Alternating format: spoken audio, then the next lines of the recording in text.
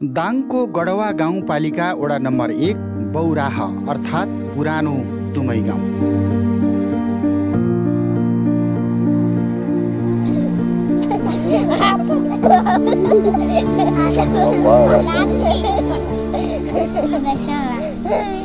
नेपालकै कान्छो पहाड भारततर्फको 1 नम्बर पिल्लरको फेदीमा पर्छ।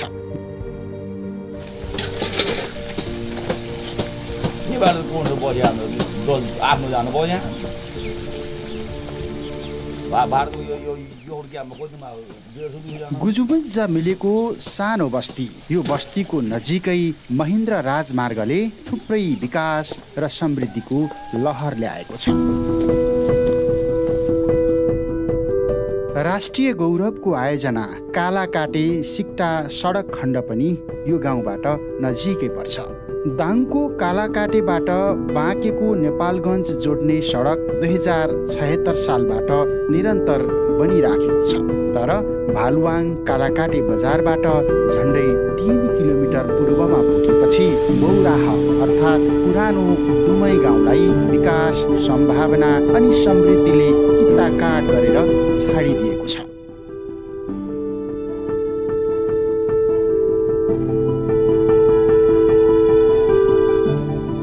यो सानो बस्ती न पञ्चायतकालीन महेन्द्र राजमार्गको पहुँचमा जोडिएको छ, न प्रजातन्त्र आइसकेपछि कोरिएको कालाकाटे सिक्टा हुलाकी राजमार्गको सम्पर्कमा पुगेको छ।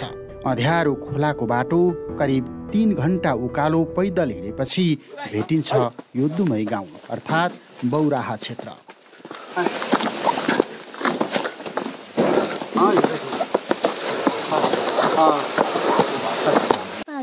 पाँच बजी हिँडेको? अहिले कति भयो टाइम? 6 बजी। अनि यो बाटो एक्लै हिँड्दा डर लागेन?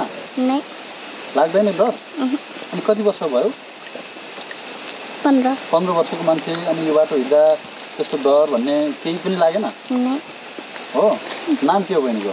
पवित्रा। कति पढ्छौ? पढ्दैन। पढ्दैन? ए, अनि घर माथि कहाँ? यहाँ दुमै हो। कुन गाउँ हो त्यो? दुमै गाउँ हो।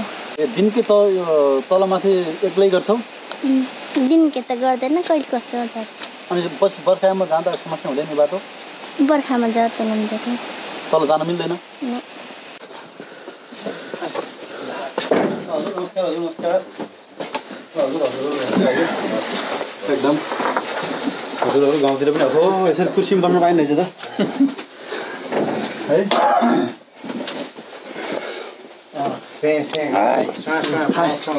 जसै पनि हामी पुग्यौँ, फाइनली हामी गाउँमा आज बस्ने ठाउँमा पुगेका छौँ। बौराहमा रहेको दुमै गाउँमा 2वटा ससाना खोल्साको किनारमा छरपष्ट छरिएका 20-22 घर खरले छाएको बस्ती देखिन्छ। लाग्छ पृथ्वीमा अझै यस्ता पनि बस्ती अस्तित्वमा छन्।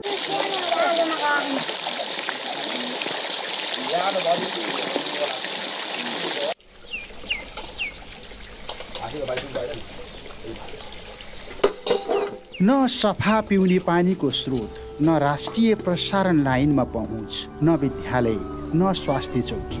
राज्यले न्यूनतम दायित्व पुरा नगरेकै कारण झट्ट हेर्दा यो बस्ती घुमन्ते राउटे जातिको अस्थायी वासस्थान जस्तै अस्तव्यस्त।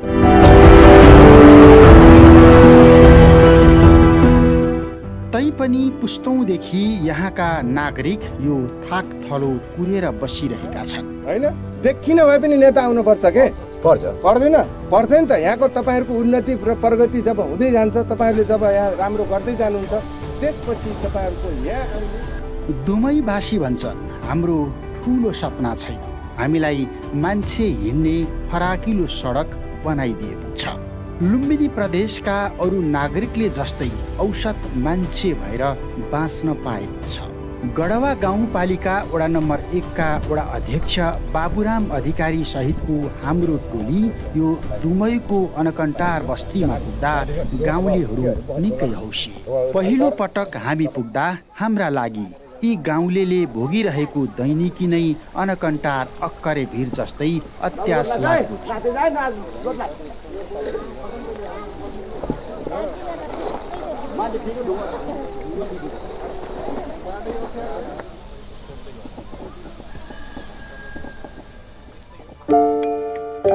खुल्ला खोलाको छेउमा भेला भएर बसेका गाउँलेहरू भन्दै थिए सरकार बाटो चाहियो। हामीले पनि राज्यलाई कर तिरेका छौँ, हामीलाई पनि राज्यको सेवा सुविधामा पहुँच चाहियो। पहिला बन्दे भए हुने हुन्थ्यो, यसो हामीलाई सुख हुन्थ्यो, बालबच्चा पढाउन हुन्थ्यो। अब बाटो पनि बनेको छैन, अब अप्ठ्यारो छ बाटो। अप्ठ्यारो बाटोमा अब के गरेर झारिदियो, बालबच्चालाई पढाउने हो, दबाई पानी गर्न पनि बोकेरै झार्ने हो।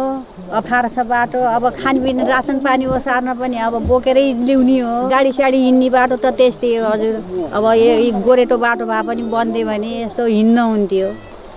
अब नामरी गइन्थ्यो, राम्रोसँग हिँडेर गइन्थ्यो, ल्याइन्थ्यो बोकेर। अब अप्ठ्यारो छ, बुढाबुढी भइयो, अब बोक्न सकिन्न। अब के गर्ने, त्यस्तै छ। सरकारले अब बन्देनन् बाटो, अब हेर्नु भएन। अब के गरौँ त, हेर्नुहोस् अब थलै पर्यो भने हिँड्न सकिन्न, कसले बोकेर लग्छ। अब यही दुःख छ, के गर्ने। अनि यो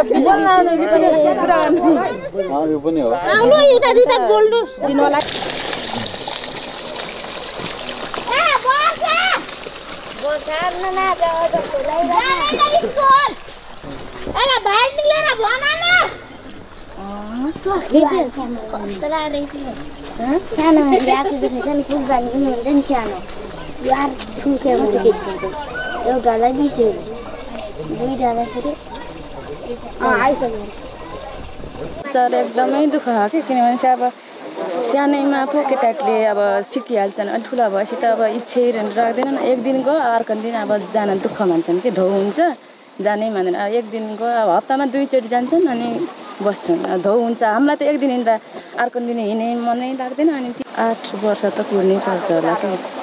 8 वर्षको बच्चा हाम्रो हिँडेर जानुपर्छ। 8 वर्ष, त्यही पनि गाह्रै छ बच्चाहरूलाई त। भल आउँछ, अब केटाटी तल हिँड्छन् बच्चाहरू, यहाँ आमा बाउले अब भलले छेक्ने हो कि खोलाले भन्ने जस्तो। सबभन्दा पहिला त बाटै छ, किनभने चाहिँ अब यहाँ बिरामी भयो भने बुढापाका बिरामी हुनुहुन्छ नि, अब बोकेरै लाउने। सधैँभरि त मान्छे घर कमाउनु जानुहुन्छ, 2.5 घन्टा 3 घन्टा त लाग्छ क्या बच्चाहरूलाई त। अब यहाँबाट 8 बजे 7 बजे चाहिँ हिँडिदिन्छन्, बल्ल 10 बजे पुग्छन्। तर आउँछन् साँझै घाम डुबेपछि अँधेरैमा आउँछन्। त बाटै चाहियो, बाटो भएपछि त अरू त सुस्त भइहाल्छ क्या। यो गाउँमा विद्यालय तहको पढाइ पुरा गरेका नागरिक भेट्टाउन मुस्किल पर्छ। न घन्टौं पैदल हिँडेर उच्च शिक्षा अध्ययनका लागि जाने अवस्था छ, न गाउँ छाडेर सहरमा बसेर पढ्ने आर्थिक हैसियत नै बनाउन सकेका छन्।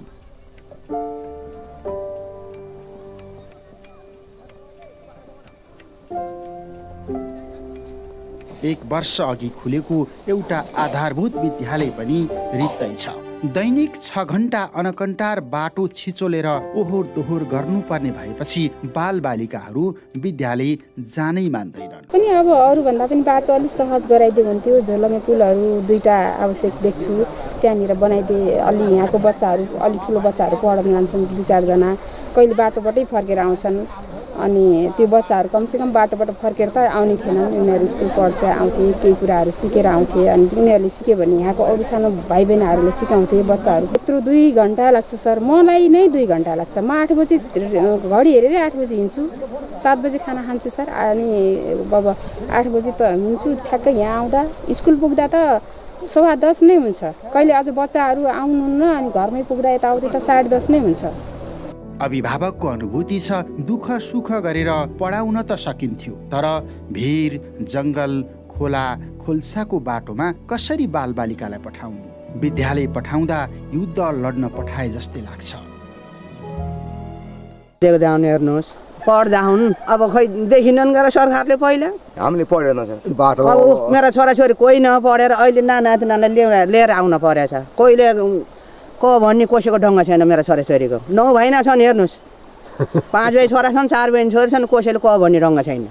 पढाउनु रहर त हो सर, अब रहर भएर के गर्ने त? जाउन जोगी आउँछ, खाने चिरेको भने जाउन सरकार आउँछ, उस्तै जति सरकार आए पनि अब भोट थाप्न आउँछन्, हात थाप्न भोट दियो अब कुन त कता लएर जान्छन् भोट खान्छन् कि राख्छन् कि के गर्छन् यो फेरि फर्किँदैन त फर्किँदैन सबभन्दा छिटो त अब के त हामीलाई ठाउँमा राख्न पर्थ्यो के र यो बस्ती चेन्ज गरिदियो भने हुन्थ्यो त्यही त यो बस्ती चेन्ज गरिदिए भए हुन्थ्यो सबभन्दा राम्रो स्कुल राखिदिए भए हुन्थ्यो हाम्रा छोराछोरीले पढ्थे छोराछोरीले पढेपछि त छोराछोरीले पढ्दा त छोरा नातिले त्यसै पढ्न जान्थ्यो नाति त छोराछोरीले पढ्न पाए त यत्रो बच्चा 3 वर्ष 4 वर्षको बच्चा अब यो खोलामा हिँड्न सक्दैनन् हेर्नुहोस् हामी बुढाखारालाई चाहिँ गाह्रो भएको छ हिँड्न अब यत्रो दुःख छ अब आजसम्म यस्तै छ सबभन्दा पहिला बाटो बनाइदियो भए त हामी जस्तरी भाइ नि पढाउँथ्यौँ छोराछोरी त जान्थे जस्तरी भाइ नि धेरै नपढ्यो 4-5 त पढ्थे आँखा देख्ने बाटो भयो त धेरै हुन्थ्यो खै त सरकारले हेरिनन् के अब कता हेर्छन् पनि आकाशतिर हेर्छन् कि धरतीतिर हेर्छन् कि कता हेर्छ हामीलाई यस्तो दुःख हेर्नु के समाचार त के भन्ने अब बाटो अप्ठ्यारो छ बाटो बनाइदिन पर्यो अब बाटो सहिलो बनाइदिनु अनि बच्चाहरूलाई पनि अब धेरै दुःख भयो अनि अब हामीलाई पनि महिलाहरू धेरै गाह्रो परिरहेको अब के भन्छन् बाटो अप्ठ्यारो भएर बाटो अनि फेरि अब खेतबारी पनि लग्दिन लाग्यो यसो अब बन्देज गर्न पर्यो झाली साली चाहियो किन्यो भने त अब खेतबारी नै लग्दै भयो भने त अब कहाँ बस्ने खेती गरेर के खाए के कसरी खेती गरेर खाने र अनि तिनी स्टट बनाउनुको लागि पनि चाहियो हजुर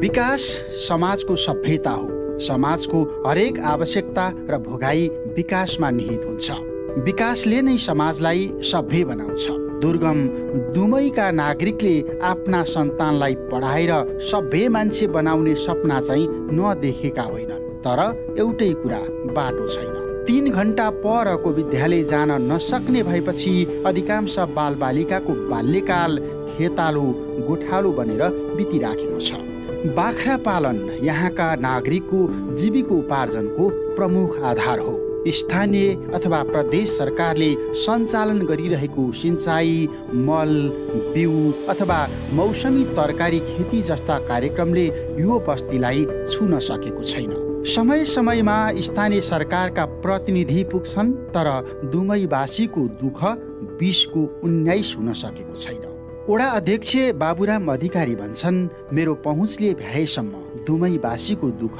निवारण गर्छु यसपटक वडा अध्यक्ष अधिकारीसँगै विभिन्न संस्थाका कर्मचारी पनि दुमैको यो बस्तीमा पुगेका छन् उनीहरूले व्यावसायिक बाख्रा पालनको विधि सिकाएका छन् जीविकामुखी पशुपालन व्यवसायमा अल्झिरहेकाहरूलाई प्राविधिकहरूले खोर बनाउन सिकाएका छन् पशुपालन तरकारी खेतीसँगै व्यावसायिक कृषिका लागि आवश्यक सहयोग गर्ने बाचा गरेका छन् र यसले के देखाइरहेछ भने तपाईहरुको जीवन एकदम दयनीय र कष्टकर देखिन्छ बाटो तपाईहरुको देखिन्न यहाँ खाद्यान्न चाहिँ तपाईहरुका लागि चाहिँ बाहिरबाट बेसाएर बोकेर ल्याएर खानुपर्ने देखिन्छ तपाईहरुको औषधि उपचार देखिन्न तपाईहरुका बालबच्चाहरू पढे लेखेका चाहिँ भेटिन्नन् हैन रोजगारीका लागि चाहिँ देशका विभिन्न शहर भारततिर इन्डियातिर जान पर्ने बाध्यता परिस्थितिहरू यहाँ छन् अब तपाईहरुको सबै कुरा परिवर्तन हामी गर्न त हामीले थोरै थोरै गर्दिने हो सबै हामीले गर्ने ग्यारेन्टी त ल्याउने हैन तपाईहरुले एउटा बाँच्ने एउटा जीवन अथवा आय आर्जन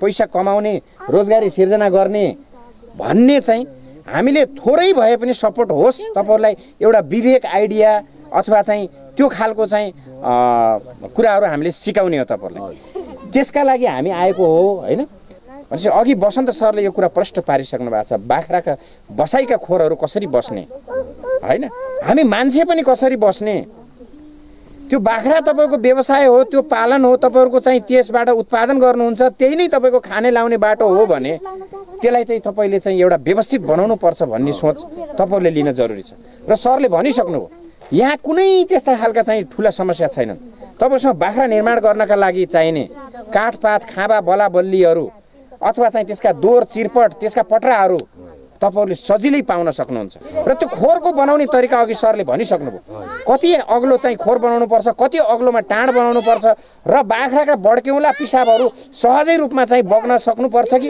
त्यहाँ थुपार्नु पर्छ भन्ने कुरा सरले अघि भनिहाल्नुभयो त्यस कारणले गर्दाखेरि ती बड्क्यौलाहरू सरर र चाहिँ बग्ने खालका स्लोपमा चाहिँ तलको चाहिँ बनाउने र चाहिँ टाँडहरू सम्म पारेर चिरेका 4-4 इन्चीका पटराहरू हालेर हामीले चाहिँ त्यसलाई चाहिँ काँटी ठोकेर राम्रो चाहिँ बस्ने बनायौँ भने बाँकी बार्ने कुरा माथि दोरले बारौँला, तार जाली लगाउँला अथवा चाहिँ भाटा लगाउँला, त्यसले केही फरक पार्दैन हैन। यसरी चाहिँ बाख्रालाई चाहिँ एउटा खोर बनाउन सकिन्छ। र चाहिँ आजभोलि तपाईँ हामीलाई बाख्राका विभिन्न प्रजाति छन्, तपाईँहरूलाई थाहा छ नि। बाख्राहरू बोयर हुन्छ, जमुना पारी हुन्छ, बाबरी हुन्छ, खरी जातका हुन्छ, धेरै प्रकारका बाख्राहरू हुन्छ। र त कुन बाख्रा कति किलाको हुन्छन्, हामीले कस्तो खालको बाख्रा बनाउने भन्ने तपाईँ हाम्रो चाहिँ सोच बनाउनु पर्छ। सरकार विकासको श्रृङ्खलाले हजारौं फड्को मारिसक्दा पनि भारतसँग सीमा जोडिएको यो दुर्गम दुमै गाउँ किन अभाव र छटपटीमा बाँचिरहेको छ? सुकिलो सिंहदरबार अनि समृद्ध लुम्बिनीको सपना बेच्नेहरूसँग दुमैका नागरिकले यही अनुत्तरित प्रश्नको जवाब वर्षौंदेखि खोजिरहेका छन्।